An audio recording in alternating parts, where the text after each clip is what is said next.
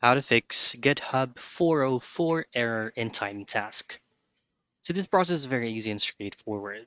All you have to do at first is, of course, pull up your GitHub account by using any preferred web browser and make sure to log in properly. So from here, the very first or main thing that you would do is to open up your repository. So I have created mine for this tutorial purposes.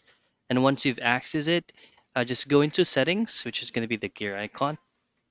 Now, at your left portion under code and automation, just head straight into pages. And then these are going to be the specific settings that you need to pay attention with.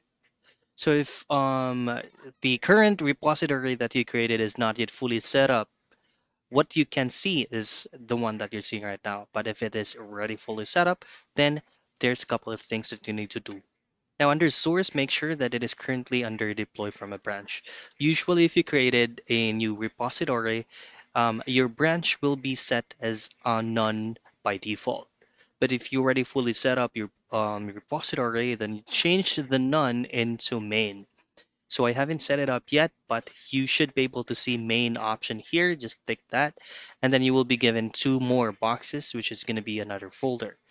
Now in the second folder, just simply change it into root and then click on save.